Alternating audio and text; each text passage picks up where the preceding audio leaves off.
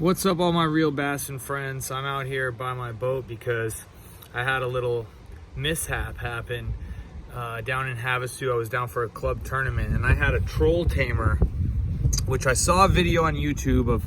This stabilizer rod on the Ghost is hollow, and all you have to do is tap the screws, and once you tap the screws you can insert the troll tamer up into this rod right here from the bottom.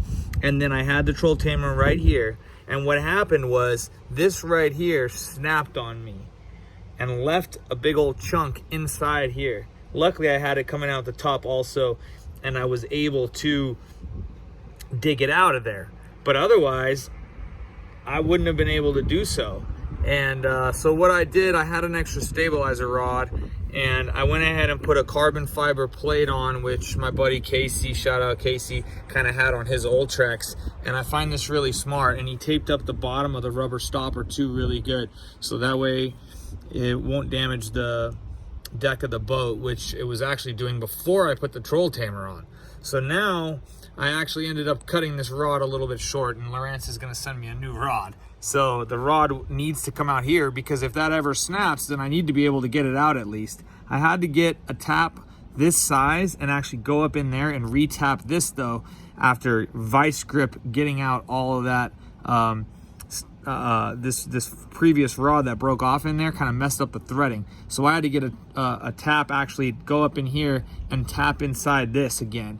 And therefore this is nice and good now, went in no problem. But again, that's a little bit short. So you want the rod not cut too short, so you've got a good 2 inches or so at least coming out this end right here, hopefully.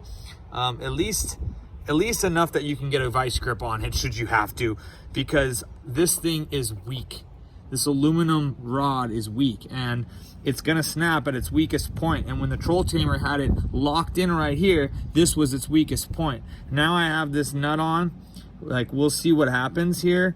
But you know, this is at least a temporary fix for me until I get the new rod. Just some Teflon tape. But if I also, and my issue of why I didn't install the troll tamer up under here as you're supposed to is, as you can see, my trolling motor sits over my gunnel of my boat. So I just don't have the space there. And there's a chance I'm gonna have to do that anyway. And I'm gonna have to actually readjust the brackets and deal with my shroud situation, which is another hurdle I'll have to get over. But if I angle it just a little bit, an inch or so difference, I think I'll be able to get the troll tamer on the deck of my boat right around here, where this will be angled just in a little bit more. But this is a temporary fix I did, and I recommend doing this for like anybody with any trolling motor, is to tape up the bottom of your rubber stopper and put a little plate to protect your deck in, because this carbon fiber plate is strong and the deck not so much. If this isn't sanded down and then the rubber stopper starts banging on your deck a lot, it's gonna create a hole, and you just don't want that in your deck. You just want it to, and that's gonna give more play in the trolling motor, and so on and so forth. I mean, these things are just so finicky, and boats, we're in this rough water all the time. You've gotta really like try to think ahead of the wear and tear that's gonna happen and really make things done properly, or you're just gonna end up with more headache. In this case, you know, I'm getting by for now, but the headache's coming.